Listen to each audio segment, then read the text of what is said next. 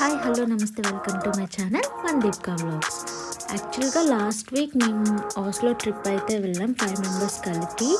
మేము first Krakow నుంచి 5:40 ఆ టైంకి కటోవిట్సా స్టార్ట్ అయ్యాం బస్లో. సో కటోవిట్సా వెళ్ళేసరికి మాకు అరౌండ్ 7 అలా అయిపోయింది. మేము ఎయిర్పోర్ట్ రీచ్ అయ్యేసరికి 8 అయ్యింది. సో మా డిపార్చర్ టైం వచ్చి 10:30 అనమాట. మాకు క్రాకో నుంచి ఓస్లోకి కొంచెం కాస్ట్ ఎక్కువ చూపించింది అనమాట. సో అందుకని మేము కటోవిట్సా నుంచి బుక్ చేసుకున్నాం. ఎందుకంటే మేము బడ్జెట్లో వెళ్దామని ఫిక్స్ అయ్యామన్నమాట. మేము 5 మెంబర్స్ కలిపి. నేను పోలాండ్ కాకుండా ఫస్ట్ యూరోపియన్ కంట్రీ విజిట్ చేసింది అయితే నార్వే. కటోవిట్సా నుంచి ఓస్లోకి టైం డ్యూరేషన్ వచ్చి దగ్గర 2 అవర్స్ పట్టింది. ఓస్లో ఎయిర్పోర్ట్ నుంచి మెయిన్ స్టేషన్కి వచ్చి 30 కిలోమీటర్స్ ఉంది. సో మేమైతే ట్రైన్ మీద వెళ్ళాం. దాని టైం డ్యూరేషన్ వచ్చి 40 మినిట్స్ పట్టింది. సో అక్కడ స్టేషన్లో రీచ్ అయిన తర్వాత మేము బై బస్ హోటల్కి వెళ్ళిపోయాం. టైం డ్యూరేషన్ వచ్చి ఒక 10 మినిట్స్ అలా పట్టింది.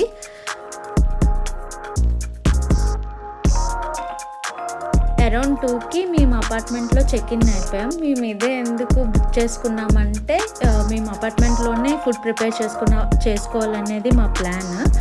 సో ఒక్కసారి లగేజ్ అంతా డ్రాప్ చేసిన తర్వాత మేము బయటకు వెళ్ళాము, అంటే ఎసెన్షియల్ గ్రోసరీస్ అన్నీ తెచ్చుకోవడానికి. సో నాకు పర్సనల్గా ఏమనిపించిందంటే కంపేర్ టు పోలాండ్ ఇక్కడ గ్రోసరీ ప్రైజెస్ చాలా ఎక్కువ ఉన్నాయి.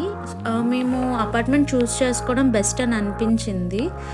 మేము ఆల్రెడీ మేము ముందే అనుకున్నాం ఓస్లో చాలా కాస్ట్లీ సిటీ అని, కానీ మేము ఎక్స్పెక్ట్ చేసిన దానికన్నా ఇక్కడ ప్రైజెస్ అయితే చాలా ఎక్కువ ఉన్నాయి. సో ఆఫ్టర్ లంచ్ మా అకామిడేషన్కి దగ్గరలో ఫ్రాగ్నర్ పార్క్ ఉంది. సో మేము అక్కడికి వెళ్ళామన్నమాట. అక్కడ ఓస్లో సిటీ మ్యూజియం ఉంది, అది కూడా చూసాం. అక్కడ 2 ఫ్లోర్స్ ఉంటాయి. సో గ్రౌండ్ ఫ్లోర్లో సిటీ మ్యూజియం ఉన్నది. సో పాస్ట్లో సిటీ ఎలా ఉండేది, వాళ్ళు ఏ టైప్ ఆఫ్ టూల్స్ యూజ్ చేసేవారు, అండ్ కిచెన్ ఎలా ఉండేది, ఎలాంటి యూటెన్సిల్స్ యూజ్ చేసేవారు కుకింగ్కి, ఇవన్నీ ఎగ్జిబిషన్లో పెట్టారనమాట. ఫస్ట్ ఫ్లోర్లో థియేటర్ మ్యూజియం ఉంది. అప్పట్లో ఎలాంటి కాస్ట్యూమ్స్ వేసుకునేవారు, ఎలాంటి ఆర్నమెంట్స్ యూజ్ చేసేవారు, ఇవన్నీ ఎగ్జిబిషన్లో పెట్టారు. మ్యూజియం అయితే చాలా బాగుంది. అంటే అప్పుడు సిటీ ఎలా ఉండేదో మనకు తెలియదు కాబట్టి చూడడానికైతే చాలా బాగుంది. ఎందుకంటే వాళ్ళు ఎలాంటివి యూజ్ చేసేవారో మనకు తెలుస్తుంది. ఈ మ్యూజియంలో ప్రతి థర్స్డే ఫ్రీ ఎంట్రన్స్ ఉంటుంది.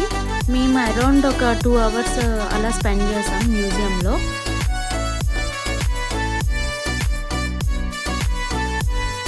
మ్యూజియం మొత్తం కవర్ చేసిన తర్వాత నెక్స్ట్ మేము ఫ్రాగ్నర్ పార్క్ విజిట్ చేసాం. సో అది అయితే ఓస్లోస్ లార్జెస్ట్ పార్క్. ఈ పార్క్ స్పెషాలిటీ ఏంటి అంటే ఇక్కడ ఉన్న స్కల్ప్చర్స్ అన్నీ సింగిల్ ఆర్టిస్టే చేశారు. ఇక్కడ కనిపిస్తున్న స్కల్ప్చర్ వచ్చి 14 ఇయర్స్ పట్టిందంట సింగిల్ స్టోన్తో చేయడానికి. దీనిని వీల్ ఆఫ్ లైఫ్ పార్క్ అని కూడా అంటారు. ఇక్కడ ఫ్రమ్ బర్త్ టు డెత్ అన్ని స్కల్ప్చర్స్ ఉన్నాయి. సో ఇదంతా మాకు కవర్ చేయడానికి 3 అవర్స్ పట్టింది. సో తర్వాత మేము రూమ్కి వెళ్ళిపోయి ఫ్రెష్ అయ్యి డిన్నర్ చేసిన తర్వాత సిటీ వాక్కి అలా వచ్చాము. అరౌండ్ 8:30 ఆ టైంకి. అప్పటికి ఇంకా డే లైట్ ఉంది. ఇక్కడ అరౌండ్ 11కి అలా నైట్ అవుతుంది. నెక్స్ట్ డే మేము 10కి స్టార్ట్ అయ్యాం సిటీ సెంటర్కి. మా అకామిడేషన్ నుంచి సిటీ సెంటర్కి 30 మినిట్స్ వాక్ ఉంది. మేము సిటీ సెంటర్కి వెళ్ళే టైంలో అలా చుట్టూ చూసుకుంటూ వెళ్ళాము. సిటీ సెంటర్ మెయిన్ రూట్ కూడా చాలా బాగుంది. అక్కడ చిన్న చిన్న అట్రాక్షన్స్ కూడా ఉన్నాయి. చాలా బాగుందన్నమాట. మేము ముందుగానే సెకండ్ డే మంచిగా ప్లాన్ చేసుకున్నాం. ఎందుకంటే మ్యాక్సిమం వీలైనన్ని అట్రాక్షన్స్ మేము ఈ సెకండ్ డేలోనే కవర్ చేయాలని అనుకున్నాం. ఓవరాల్గా మేము సెకండ్ డే ఆల్మోస్ట్ ఒక 25 కిలోమీటర్స్ వాక్ చేసాం. మేము గైడ్ని బుక్ చేసుకున్నాం. ఆవిడ ఒక 10:30కి అలా వచ్చారు. సిటీలో ఉన్న మెయిన్ అట్రాక్షన్స్కి అన్నీ చూపించి వాటి హిస్టరీ అంతా చెప్పారు చిన్న చిన్న స్టోరీస్లా. అదైతే చాలా బాగుంది. నాకైతే గైడ్ని పెట్టుకోవడం వర్త్ అని అనిపించింది, ఎందుకంటే మనకు ఆ హిస్టరీ అవన్నీ తెలియదు కాబట్టి. ఈ కంట్రీ చాలా అడ్వాన్స్డ్గా ఉంది. ఇక్కడ నోటీస్ చేసింది ఏంటంటే మెజారిటీ ఆఫ్ ద కార్స్ అన్నీ ఎలక్ట్రికల్ కార్స్. సో ఇక్కడ గవర్నమెంట్ వాళ్ళకి సబ్సిడీ ప్రొవైడ్ చేస్తుందంట, లైక్ అంటే tax free on electrical cars అని చెప్పొచ్చు. వీళ్ళ గోల్ ఏంటి అంటే నెక్స్ట్ 5 yearsలో మొత్తం 100% కార్స్ అన్నీ ఎలక్ట్రికల్ కార్స్ చేయాలనేదే వీళ్ళ టార్గెట్ అంట.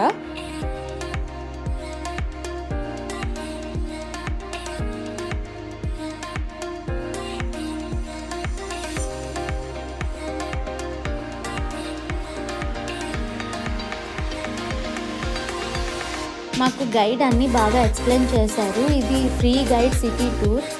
మేము ఒక వెబ్సైట్లోని ఇది బుక్ చేసుకున్నాం. మీకు కావాలంటే అది లింక్ షేర్ చేస్తా డిస్క్రిప్షన్లో. ఓస్లో సిటీలోనే నోబెల్ పీస్ సెంటర్ ఉంది. మనకి నోబెల్ పీస్ ప్రైజ్ ఇచ్చేది కూడా ఇక్కడే. నెక్స్ట్ మేము క్రూజ్ రైడ్కి స్టార్ట్ అయ్యాం. మేము దీనికోసం 1 day పాస్ తీసుకున్నాం, ఎందుకంటే ఈ 1 day పాస్ వల్ల మనకి cruise ride and public transport ఒక 30 మ్యూజియంస్ వరకు విజిట్ చేసేదంతా ఫ్రీగా ఉంటుంది. ఈ ఫెర్రీ రైడ్ అయితే చాలా బాగుంది. మేము చూస్ చేసుకుంది 1 hour రైడ్.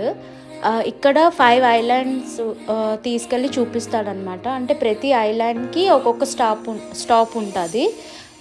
ప్యాసింజర్స్ దిగి మళ్ళీ రావచ్చు. ఈ ఫెర్రీ రైడ్ అయితే చాలా చాలా బాగుంది. మేము సెకండ్ టైం కూడా వెళ్దాం అనుకున్నాం, కానీ ఇంకా టైం సెట్ అవ్వలేదు. కానీ ఎప్పుడైనా ఎవరైనా ఓస్లో వెళ్తే మాత్రం ఇది మస్ట్ అండ్ షుడ్గా ఎక్స్పీరియన్స్ అవ్వాలి ఈ రైడ్. ఓస్లో సిటీలోనే మెయిన్ అట్రాక్షన్ ఆపరా హౌస్. ఇక్కడ ఆర్కెస్ట్రా, మ్యూజికల్ కాన్సర్ట్స్ అన్నీ కండక్ట్ చేస్తారు. ఇదంతా ఇటాలియన్ మార్బుల్తో కన్స్ట్రక్ట్ చేశారు. మాకు గైడ్ చెప్పారు ఇక్కడ బ్రౌన్ చీజ్ మస్ట్ ట్రై అని. సో అది కూడా మేము ఇక్కడ ట్రై చేసాం, చాలా బాగుంది.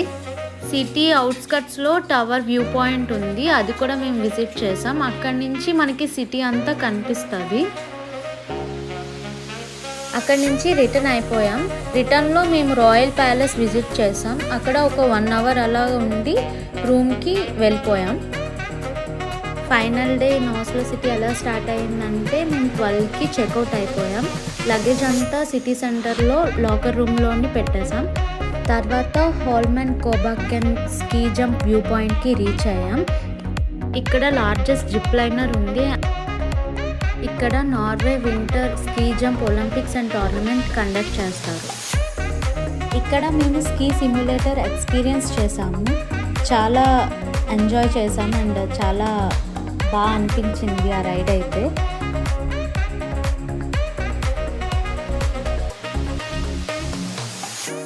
I don't deny there's some strange evolutionary process going on, but mankind won't be destroyed.